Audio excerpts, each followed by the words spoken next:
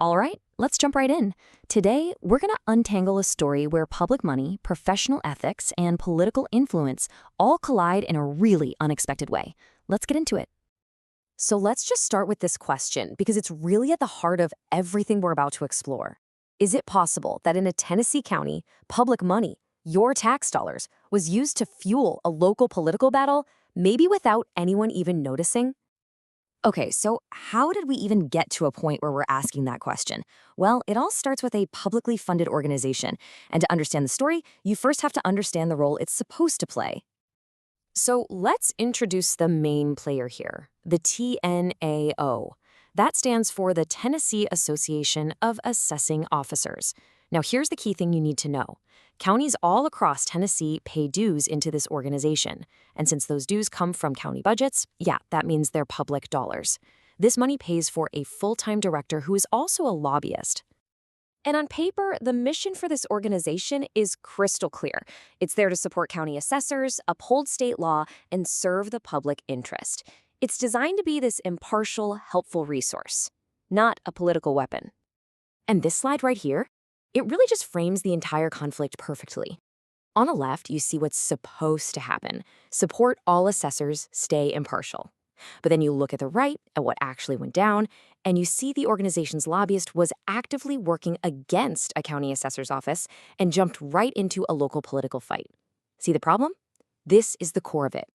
So how in the world does a public resource end up in the middle of a political skirmish? Let's dig into the specifics of how these lines got crossed.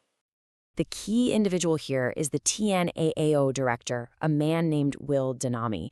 Now, the organization had a policy that actually allowed him to take on outside lobbying contracts. And right there, from the very start, you can see how that could potentially create some competing interests. And he definitely took on plenty of other jobs. I mean, his client list included other counties, E911 agencies, even the County Mayor's Association. So a clear pattern of doing this outside work was already well established. But the whole situation really came to a head when he was hired for one very specific job, to lobby against a piece of local legislation called the County Powers Relief Act. This particular job put him in direct opposition to the interests of one of the very county offices that his main salary, funded by the public, was meant to support. And this quote from the source material, wow, it really just says it all. While being paid as a public resource for all assessors, he became involved in a local political campaign that actually targeted the very office he was obligated to support. According to the source, this just crossed every single line of good governance. So, as you can imagine, this whole situation raises some pretty fundamental questions about accountability and ethics, and the source material lays them out for us really clearly. First and foremost, was a position funded by multiple counties to be a totally impartial resource, basically used as a tool to settle a local political score? And the next question kind of broadens the scope.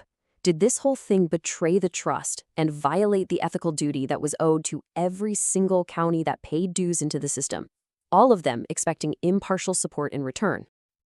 And finally, you really have to look at the system itself, right? Why did the TNAO even have a policy that allowed for these outside contracts, which could, and in this case did, create such a clear and direct conflict of interest?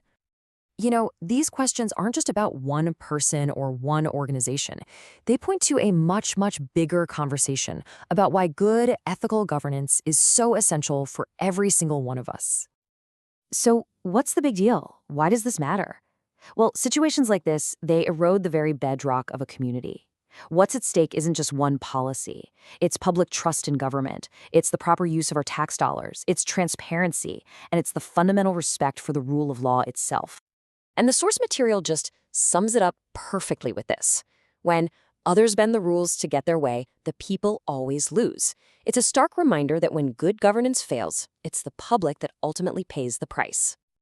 And that really brings us to our final question, which is, well, it's really a question for you. When systems and trust are broken, how do we even begin to fix them? What does real, effective public accountability actually look like to you? Thanks for exploring this with us.